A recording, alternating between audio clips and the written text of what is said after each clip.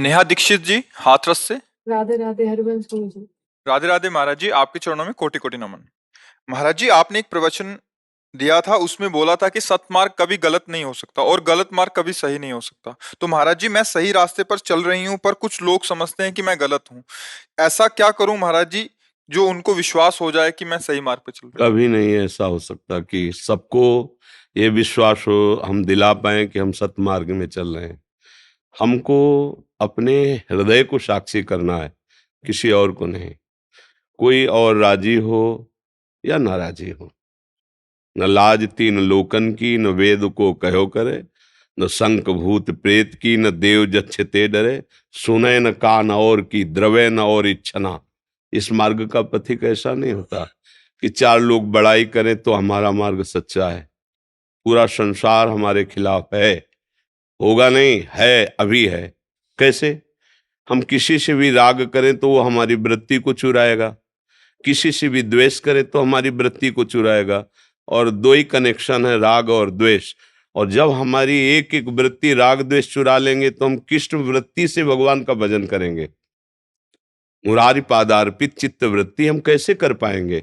तो हमारे ऊपर तो बड़ी कृपा है कि हमारा सारा संसार खिलाफत करे, ना किसी से राग है, ना किसी से द्वेष है, ना काहू सो बोलिबो, ना कोई व्यवहार, अपनी कुंवरी किशोरी को जियत निहार निहार।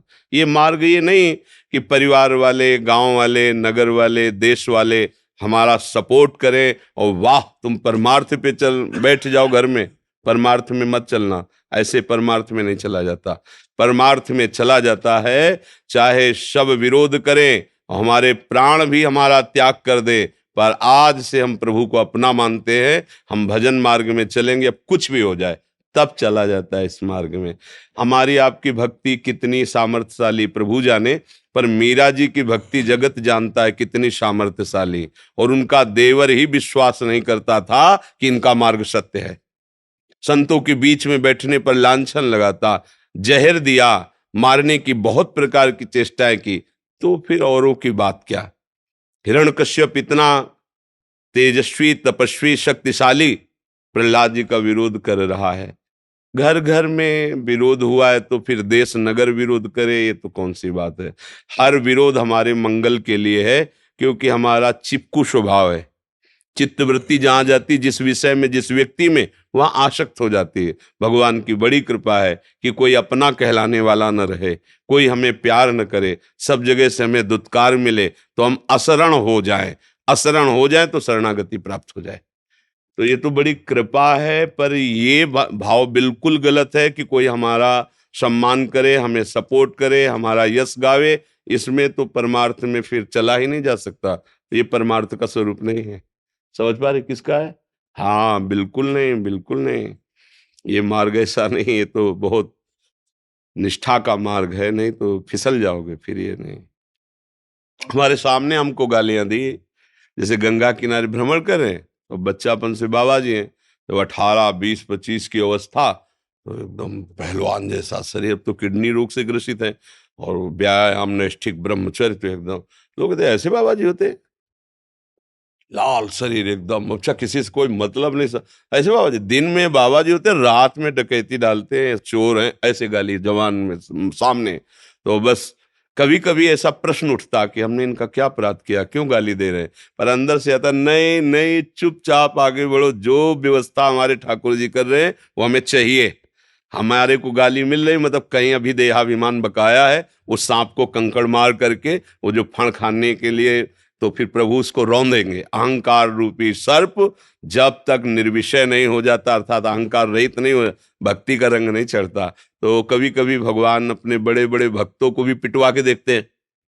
सिद्ध माधवदास बाबा जी कोई आकांक्षा नहीं कर रहे हैं, ठाकुर जी अपनी भोग की थाल वहां, और वो कुटिया की तरफ पीठ करके बैठते थे, पीछे की तरफ मुंह की, कोई इसी को देखना नहीं, बस जगन्नाथ जी के चिंतन में लगे रहन। कहा बाबा जगन्नाथ जी ने प्रसाद भेजा है, बोले रख दो, हमारा भजन पूरा होगा तब हम पा लेंगे। रख दिया, और जगन्नाथ जी की स्वर्ण की थाल, जब भजन करके उठे देखा सुंदर भोग पाया, बड़े प्रसन्न ठाकुर जी ने कृपा करके समुद्र से धोया और ऐसे कुटिया के बाहर रख दिया कि जिसकी जो लाया होगा ले जाएगा, अपना भजन में बैठ गए। अब वहां थाल गायब थी, अब किसी के ये मति काम नहीं कि गर्भगृह से ठाकुर जी की भोग थाल कौन ले जा सकता है ठाकुर जी के सिवा। अब वहां पता चले कि वो थाल तो माधोदास बाबा की झोपड़ी के बाहर रखी दिखाई दे। पार्षद लोग आए और बाबा को पीटा। किसी ने ये नहीं सोचा कि ये विरक्त महात्मा है, काहे को आज थाल ले जाएगा। वो जाते तो हम सब बाहर बैठे थे, पता चलता। वो ठाकुर जी को पिटवाना था, पिटवा दिया। तो अब उन्होंने विचार किया कि जिन्होंने प्रसाद भोग दिया उन्होंने पिटवा दिया, दोनों बात में राजी रहे।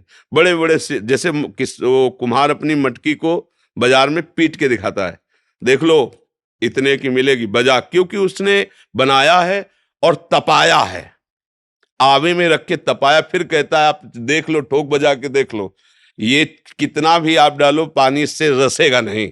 ऐसे ही ठाकुर जी हमारा प्रेम पात्र पक्का हो गया है, ये बजा के दिखा देते समय 22 को बाजारों में मार कोड़ो खाल खींच ली गई है ठाकुर हरिदास जी की। हरि बोल, इसके सिवा आह नहीं निकला। अपने लोग तो अभी बहुत फिसड्डी है, अगर छींक दे जोर से तो पीछे लौट जाएंगे, अभी मारपीट की तो बात ही क्या है। भक्तों ने अपार कष्ट सामने देखा फिर भी कदम पीछे नहीं हटाया, तो आज हम उनका यश गाते हैं। वो हमारे गुरुजन हैं, हमारे प्राण हैं, उनका हम जीवन चरित्र गा करके बलवान बनते हैं, वो माया पर विजय प्राप्त करते हैं। इसलिए अपने लोगों को कमजोर नहीं होना चाहिए। पंकज जी पंजाब से। राधे राधे श्री महाराज जी आपके चरणों में कोटि कोटि प्रणाम। गुरुदेव, मैंने आपके श्रीमुख से सुना है कि नाम को जल्दी जल्दी नहीं लेना चाहिए, आराम से लेना चाहिए और देखें परिणाम अच्छा मिलेगा। मैं जब भी धीरे धीरे नाम लेता हूं तो मन में विचारों की गति तेज होने लगती है। तो उसके साथ आप पूरी प्रक्रिया नहीं सुने क्या? अगर पूरी प्रक्रिया सुने होते तो फिर इसमें गुंजाइश मन को कहाँ है। जैसे हम राधा है तो अंदर से सोचा राधा और मन से सामने लिख लिया राधा, और श्रवणेंद्रिय से सुन रहे राधा, तो विचार के लिए जगह कहाँ रह गई? लिखो, अभी देखो, अगर विचार चलने लगेगा तो राधा नाम भूल जाओगे, लिखना भूल जाओगे या सुनना भूल जाओगे।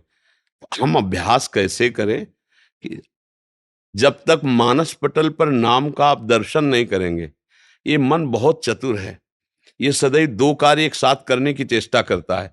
जबकि आनंद की अनुभूति होती एक जगह ये लग जाए, ये एक जगह लगता नहीं, इसका काम है दो जगह लगना एक साथ, तो हम इसको लगा देते हैं दो जगह। एक जगह तो लिख राधा, तो मन के नेत्रों के सामने आंख खुली हो चाहे बंद हो, लिखा अगर जरा भी हटेगा तो आप लिख नहीं पाओगे। राधा, सुन श्रवणेंद्रिय से राधा, वाकेंद्रिय से अंदर बोल, ऊपर बंद, अंदर भी है ना। 4 प्रकार की वाणी है, वैखरी, मध्यमा, पश्यंती और परा। तो अंदर की जो वाणी है उसको हम सुन रहे, उसको देख रहे, उसी को लिख रहे। मुझे तो लगता है कि मन को फुर्सत नहीं मिलेगी, वो इसमें लगेगा नहीं, वो जल्दी इसमें नहीं लगेगा। जब मन भागने लगे तब फिर आप पद गायन, नाम कीर्तन इस पे आओ, फिर उसे घसीट के लाओ। जब आप फिर थोड़ा शांत हो फिर आंतरिक शुरू कर दो। अभ्यास योग युक्तेन चेतसा नान्यगामिना, हमको ऐसा अभ्यास करना है कि ये चंचल मन अचंचल हो जाए, ये भागे ना, नान्यगामिना, अन्य जगह ना जा पावे, नाम में, प्रभु के रूप में, प्रभु की लीला में ये चिपक जाए। पर ये एक दिन में नहीं होगा, ये एक दिन में नहीं होने वाला।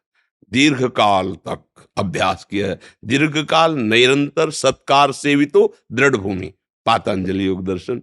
दीर्घ काल तक सत्कार पूर्वक निरंतर जपा जाए तो दृढ़ भूमि, अर्थात फिर नान्यगामिना स्थिति आ जाएगी, मन उसमें लग जाएगा।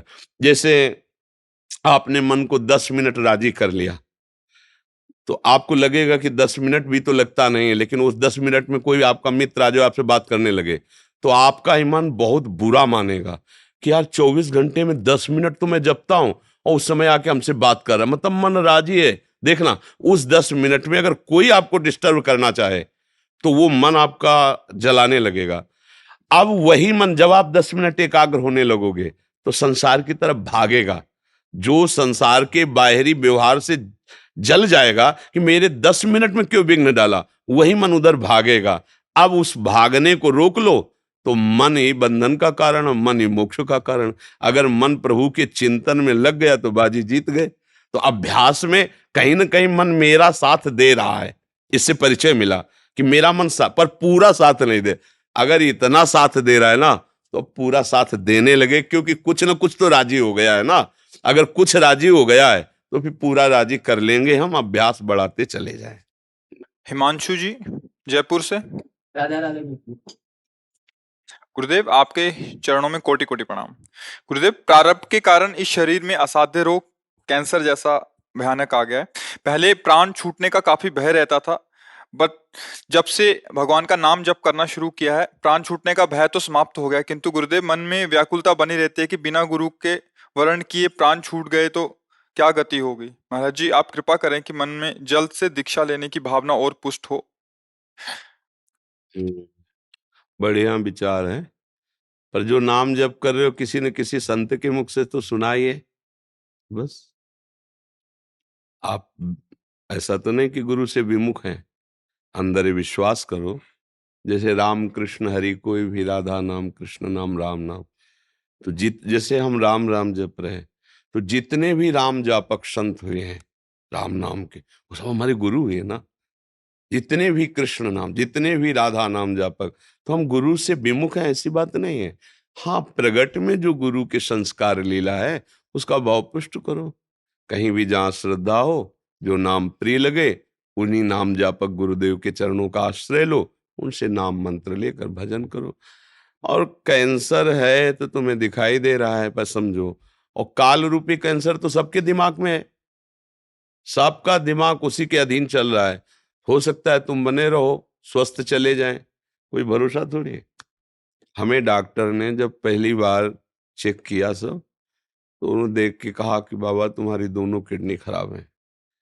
और ऐसी हालत हमारी थी बच्चा कि 1 रुपया पास नहीं, एक व्यक्ति पानी देने वाला नहीं, अगर हम मांगने जाएं तो रोटी मिले, नहीं तो नहीं। एक छोटी सी कुटिया दी गई थी जिसमें छत भी टूटी हुई थी, मतलब बड़ा ही कष्टमय जीवन पीछे का सब। तो एक, हम तो कहीं जा ही नहीं सकते थे, न पैसा था न हमें समझ थी। तो एक स्वामी राम सुखदास जी के परिकर के, वो बड़े व्यवहार कुशल और जानकार थे, एक बड़े डॉक्टर थे। तो उनसे फिर जांच कर उन्होंने कहा बाबा गृहस्थी होते तुम उसके मतलब परिवार से कहते, लेकिन आपका कोई तो है नहीं, तो डायरेक्ट आपसे कह रहे हैं, आपकी रिपोर्टें बता रहे हैं कि जिस हालत में किडनी पहुंच गई है, बहुत अधिक आप जिएंगे, सुरक्षित रखेंगे तो दवाइयों के द्वारा, वो 5 वर्ष इसके बाद आपका शरीर पूरा हो जाएगा। हमें पता ही नहीं था किडनी किसे कहते हैं। बचपन से बाबा जी गंगा किनारे सेवन, किसी व्यवहार का लेश मात्र ज्ञान नहीं। अंदर निश्चय किया कि मरना तो था ही, घबराने की क्या बात है। फिर पूरे जीवन का निरीक्षण किया, कोई ऐसा पाप नहीं जिसके कारण मैं भयभीत हूं। भगवान का भजन किया है, अब जितनी आयु है उतना ही तो है। इस बात के लगभग 18 वर्ष हो गए होंगे, और डॉक्टर ने कहा था 5 वर्ष में। पता नहीं वो डॉक्टर साहब है कि नहीं। और आपके सामने बैठे, अभी थोड़ी देर बाद डायलिसिस होगा, दिनचर्या। अब मरने का भय नहीं, क्योंकि देखो एक बार सबको अगर पूरी सृष्टि में होता अरे बाप रे एक आदमी को केवल हमको मरना पड़ेगा, तो डरने की बात, सबको मरना है। इसका नाम मृत्यु लोक है, जो आया है सो जाएगा। हाँ, कोई ना कोई बहाना तो बनेगा ना। बोले उनका एक्सीडेंट हो गया, उनका हृदय फेल हो गया, उनको कैंसर हो गया, उनको किडनी हो गई, वो तो बैठे बैठे चले गए, वो तो बोलते बोलते चले गए। जितना समय है उतना ही है, प्रसन्न रहो। जो कष्ट आवे वो हमारे कर्म का भोग है। और राधा राधा राधा राधा, माता पिता परिवार की जितनी बन सके सेवा करो। नहीं बन पाता है तो ऐसा कोई वचन मत बोलो, चेष्टा कि किसी को दुख पहुंचे, क्योंकि पूर्व में किसी को दुख पहुंचाया है तो आया हमारे साथ बन करके, अब न दुख पहुंचे। अभी तक जो हुआ हुआ, अब नहीं, तो आगे बढ़िया पवित्र काम बन जाएगा।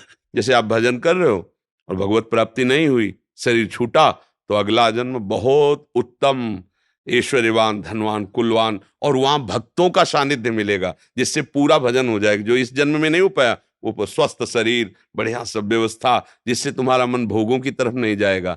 जिस मन में नाना प्रकार की भोग आकांक्षा रहती है, वो भगवत प्राप्ति करने का अधिकार नहीं रखता। भजन के बल से वासनाओं का नाश करके भगवत प्राप्ति की जाती है। बढ़िया है, बिल्कुल ये निराश ना हो कि हमारे तो कैंसर हो गया, हमारी तो किडनी फेल हो गई।